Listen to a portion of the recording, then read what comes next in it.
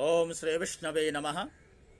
शांताकारं भुजगशयनं पद्मनाभं सुरेशं विश्वाधारं गगनसदृशं मेघवर्णं शुभांगं लक्ष्मीकान्तं कमलनयनं योगिभिर्ध्यानगम्यं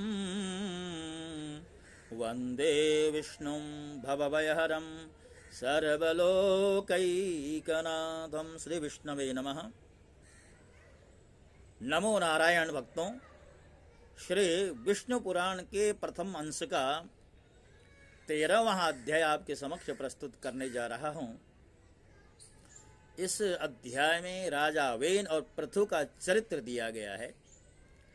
जैसा कि आप जानते हैं, ये जो प्रथम अंश के जो प्रसंग हैं, पराशर जी और मैत्री जी के बीच में चल रहे हैं। पराशर जी वक्ता हैं और मैत्री जी श्रोता और प्रश्नकर्ता हैं। तो यहाँ पर पराशर जी कह रहे हैं कि ध्रुवाच्छिष्टिं च भव्यं च भव्याच्छंभुर्व्यजायत सृष्टिराधत्त सुच्छायां पंचपुत्रान् कल्मषान् रिपुं रिपुञ्जयं विप्रं वृकलं वृकतेजसं रिपोराधत्त बृहते चाक्षुषं सर्वतेजसं। हे मैत्री जी, ध्रुव से उसकी पत्नी ने शिष्टि और भव्य को उत्पन्न किया। भव्य से शंभु का जन्म हुआ तथा सृष्टि के द्वारा उसकी पत्नी सुच्छाया ने रिपु, रिपुंजय, विप्र, वृकल और वृकतेजा नामक 5 निष्पाप पुत्र उत्पन्न किए।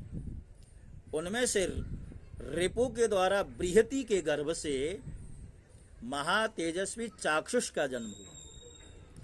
चाक्षुष ने अपनी भार्या पुष्करणी से, जो वरुण कुल में उत्पन्न और महात्मा वीरण प्रजापति की पुत्री थी, मनु को उत्पन्न किया, जो 6ठे मनवंतर के अधिपति हुए। तपस्वियों में श्रेष्ठ मनु से वैराज प्रजापति की पुत्री नड़वला के गर्भ से 10 महातेजस्वी पुत्र उत्पन्न हुए। नड़वला से कुरु, पुरु, शतद्युम्न, तपस्वी सत्यवान, शुचि, अग्निष्टोम, अतिरात्र तथा 9वां सुद्युम्न और 10वां अभिमन्यु, इन महातेजस्वी पुत्रों का जन्म हुआ। कुरु के द्वारा उसकी पत्नी आग्नेयी ने अंग, सुमना, ख्याति, क्रतु, अंगिरा और शिबी, इन 6 परम तेजस्वी पुत्रों को उत्पन्न किया। अंग से सुनीता के वेन नामक पुत्र उत्पन्न हुआ। ऋषियों ने उस वेन के दाहिने हाथ का संतान के लिए मंथन किया। हे महामुने, वेन के हाथ का मंथन करने पर उससे वैन्य नामक महीपाल उत्पन्न हुए, जो पृथु नाम से विख्यात है और जिन्होंने प्रजा के हित के लिए पूर्व काल में पृथ्वी का दोहन किया था। मैत्री जी बोले, हे मुनिश्रेष्ठ, परमर्षियों ने वेन के हाथ को क्यों मथा, जिससे महापराक्रमी पृथु का जन्म हुआ। पराशर जी बोले, हे मुने, मृत्यु की सुनीता नाम वाली जो प्रथम पुत्री थी, वह अंग को पत्नी रूप से ब्याही गई थी। उसी से वेन का जन्म हुआ था। वह मृत्यु की कन्या का पुत्र अपने मातामह अर्थात नाना के दोष से स्वभाव से ही दुष्ट प्रकृति का हुआ। उस वेन का जिस समय महर्षियों द्वारा राजपद पर अभिषेक हुआ, उसी समय उस पृथ्वीपति ने संसार में यह घोषणा कर दी कि भगवान यज्ञ पुरुष मैं ही हूं। मुझसे अतिरिक्त यज्ञ का भोक्ता और स्वामी कोई और नहीं है। इसलिए कभी कोई यज्ञ और दान हवन आदि करने की आवश्यकता नहीं है, क्योंकि भगवान तो मैं हूं। अब पराशर जी मैत्री जी से कहते हैं कि हे मैत्रेय, तब ऋषियों ने उस पृथ्वीपति के पास उपस्थित हो पहले तो उसकी खूब प्रशंसा कर सांत्वना युक्त मधुर वाणी से कहा। ऋषिगण बोले, राजन, हे पृथ्वीपते, तुम्हारे राज्य और देह के उपकार तथा प्रजा के हित के लिए हम जो बात कहते हैं उसे ध्यान से सुनो, तुम्हारा कल्याण हो। देखो, हम बड़े बड़े यज्ञों द्वारा जो सर्वयज्ञेश्वर देवाधिपति भगवान हरि का पूजन करेंगे, उसके फल में से तुमको भी छठा भाग दे देंगे। हे राजन, इस प्रकार यज्ञों के द्वारा यज्ञ पुरुष भगवान विष्णु प्रसन्न होकर हम लोगों के साथ तुम्हारी भी सकल कामनाएं पूरी करेंगे। राजन, जिन राजाओं के राज्य में यज्ञेश्वर भगवान हरि का यज्ञों द्वारा पूजन किया जाता है, वे उनकी सभी कामनाओं को पूर्ण कर देते हैं। बेन बोला, मुझसे भी बढ़कर ऐसा और कौन है जो मेरा भी पूजनीय है? जिसे तुम यज्ञेश्वर मानते हो वह हरि कहलाने वाला कौन है? ब्रह्मा, विष्णु, महादेव, इंद्र, वायु, यम, सूर्य, अग्नि, वरुण, धाता, पूषा, पृथ्वी और चंद्रमा तथा इनके अतिरिक्त और भी जितने देवता शाप और कृपा करने में समर्थ हैं, वे सभी राजा के शरीर में निवास करते हैं। इस प्रकार राजा सर्वदेवमय है। अब राजा जब सर्वदेवमय है ही, तो उस राजा को किसी अन्य देव की उपासना करने की आवश्यकता क्या है? हे ब्राह्मणों, ऐसा जानकर मैंने जैसी जो कुछ आज्ञा की है वैसा ही करो, अर्थात यज्ञ बंद करो।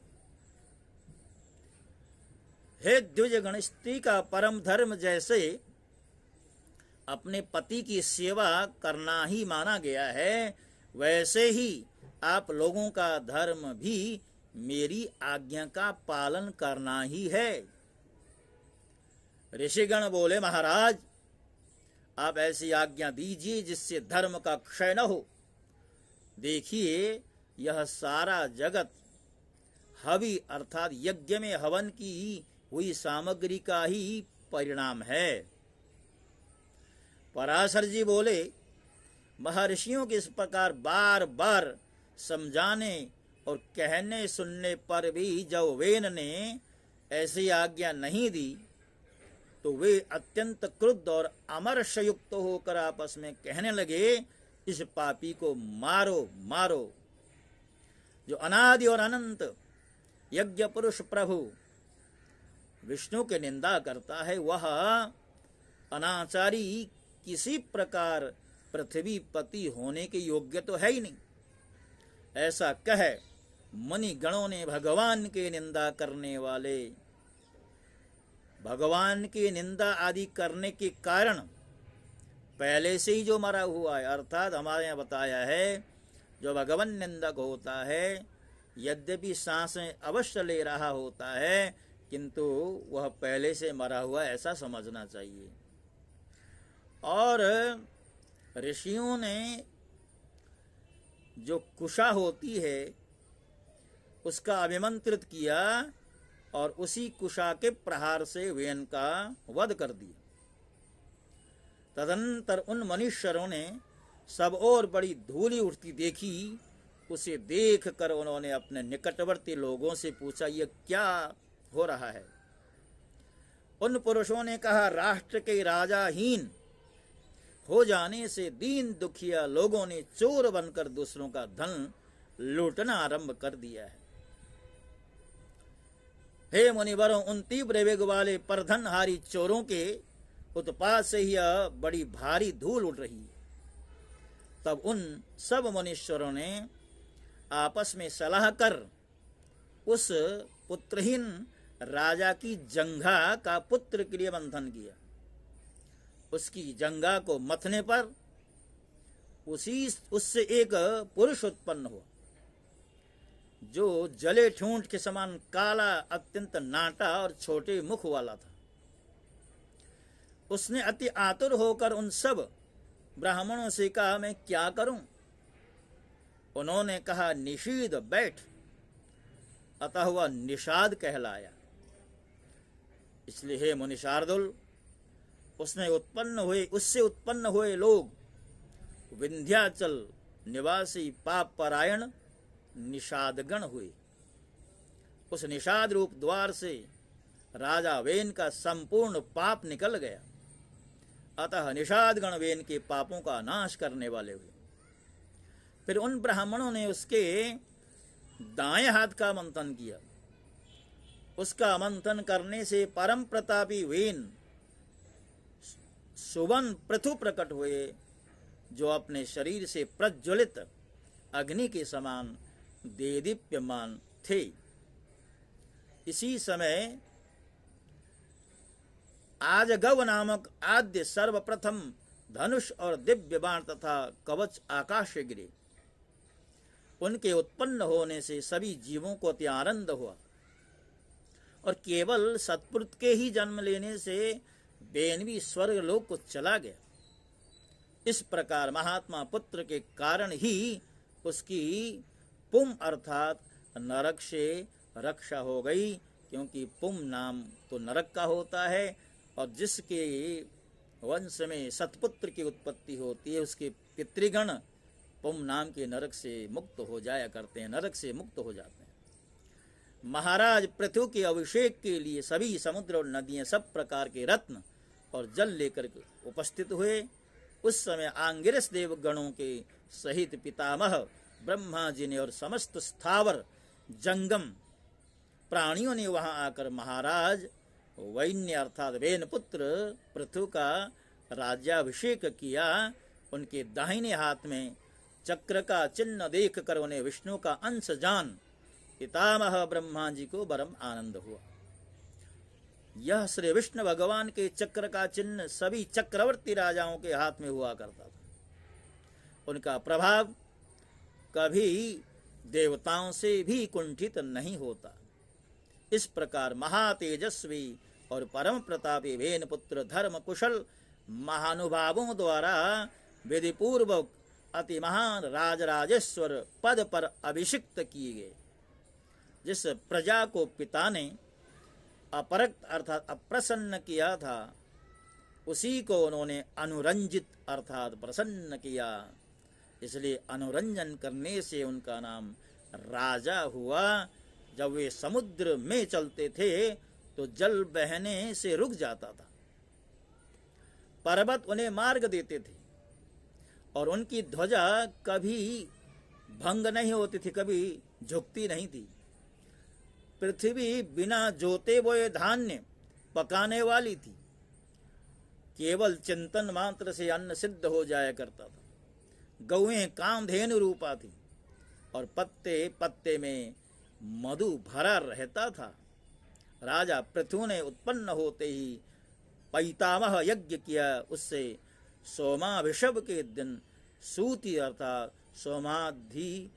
सोमाभिषव भूमि से महामती सुत की उत्पत्ति हुई और उसी महायज्ञ में बुद्धिमान मागध का भी जन्म हुआ। तब मुनिवरों ने उन दोनों सूत और मागधों से कहा, तुम इन प्रतापवान वेन पुत्र महाराज पृथु की स्तुति करो, तुम्हारे योग्य यही कार्य है और राजा भी स्तुति के योग्य हैं। तब उन्होंने हाथ जोड़कर सब ब्राह्मणों से कहा, ये महाराज तो आज ही उत्पन्न हुए हैं, हम इनके कोई कर्म तो जानते ही नहीं। अभी इनके न तो कोई गुण प्रकट हुए हैं और न यश ही विख्यात हुआ है, फिर कहिए हम किस आधार पर इनकी स्तुति करें।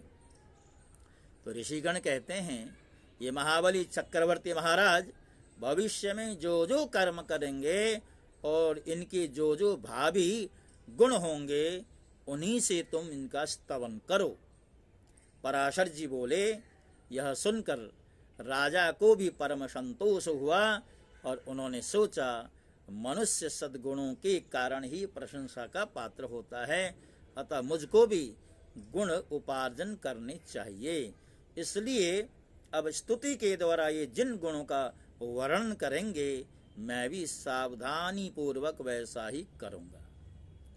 यदि यहाँ पर ये कुछ त्याज्य अवगुणों को भी कहेंगे तो मैं उन्हें त्यागूंगा। इस प्रकार राजा ने अपने चित्त में निश्चय किया। तदनंतर उन सूत और मागध दोनों ने परम बुद्धिमान वेननंदन महाराज पृथु का उनके भावी कर्मों के आश्रय से स्वर सहित भली भांति जो है स्तवन किया। ये महाराज सत्यवादी, दानशील, सत्य मर्यादा वाले, लज्जाशील, सुहृद, क्षमाशील, पराक्रमी और दुष्टों का दमन करने वाले होंगे। तो यहाँ पर कई श्लोकों में और कई प्रकार से राजा पृथु की बड़ी प्रशंसा की गई, बड़ा स्तवन किया गया है। और प्रजाओं ने भी कहा है कि हे प्रजापति, हे नृपश्रेष्ठ, अराजकता के समय पृथ्वी ने समस्त औषधियां अपने में लीन कर ली, अतः आपकी संपूर्ण प्रजा क्षीण हो रही है। विधाता ने आपको हमारा जीवनदायक प्रजापति बनाया है, अतः क्षुधारूप महारोग से पीड़ित हम प्रजाजनों को आप जीवन रूप औषधि दीजिए। तो यह सुनकर महाराज पृथु अपना आजगब नामक दिव्य धनुष और दिव्य बाण लेकर अत्यंत क्रोधपूर्वक पृथ्वी के पीछे दौड़े।